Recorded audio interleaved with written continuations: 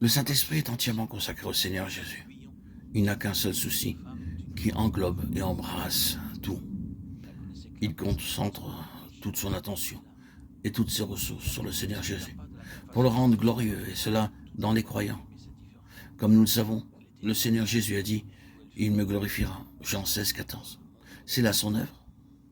Peut-être est-ce une chose trop familière pour provoquer la moindre sensation, mais je trouve beaucoup de réconfort pour mon cœur à chaque nouvelle contemplation du fait que le grand avènement du Saint-Esprit a été centré sur cette seule réalité et résumé dans cette unique chose.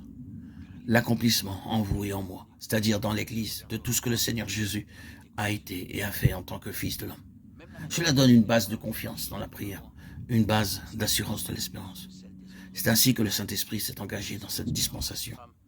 Ce fut le fardeau même de notre Seigneur pendant ces dernières années tellement remplies avec ses disciples. Il cessa son ministère public, se retira de la proximité des multitudes et se livra avec une attention soutenue à ses disciples pendant de nombreuses heures avant la fin. Et si vous considérez ces jours et ces heures de la fin tellement chargés de cette instruction, de cet enseignement, de ce soulagement de son cœur, vous remarquerez que son fardeau à ce moment-là sera porté tout entier au jour qui venait. En ce jour-là, disait-il, en ce jour-là était celui du Saint-Esprit, quand il sera venu. En ce jour-là, quand il sera venu, il attachait la plus grande importance et la plus grande valeur à la venue du Saint-Esprit, parce qu'il savait très bien que tout ce pourquoi il était venu dans l'incarnation, la vie terrestre et la croix, serait sans valeur si le Saint-Esprit ne le reproduisait organiquement de façon vitale en d'autres personnes. Il a concentré cela dans une déclaration tellement familière. Si le grain de blé ne meurt, il reste seul. Mais s'il meurt, il porte beaucoup de fruits. Jean 12, 24. Or, il disait cela en réponse à certaines gens qui avaient exprimé le désir de voir Jésus. C'était une réplique étrange, mystérieuse. L'heure est venue où le Fils de l'homme doit être glorifié. Si le grain de blé qui est tombé en terre ne meurt, il reste seul.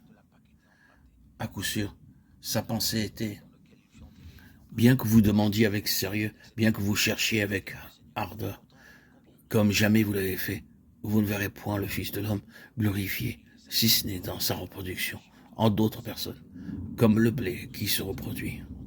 C'est là que vous me verrez, c'est là que vous verrez ma gloire. C'est dans un certain sens, il n'y a pas de vision du Fils de l'homme, du glorieux Fils de l'homme, si ce n'est dans l'Église, dans les croyants. Hélas, quelle misérable démonstration n'en avons-nous pas faite? Mais c'est là sa voie. Je dis qu'il a passé ses heures et ses jours à concentrer l'attention sur ceci. La nécessité pour tout ce que je suis venu représenter et faire, c'est que le Saint-Esprit vienne. Il est beaucoup plus important qu'il vienne, plutôt que je ne reste. Si je reste, je ressemble au grain de blé solitaire. Si je m'en vais, je lui cède la place en vue de reproduire. Il enseigna donc que la seule façon de le connaître, le seul moyen de le voir, était celui-ci.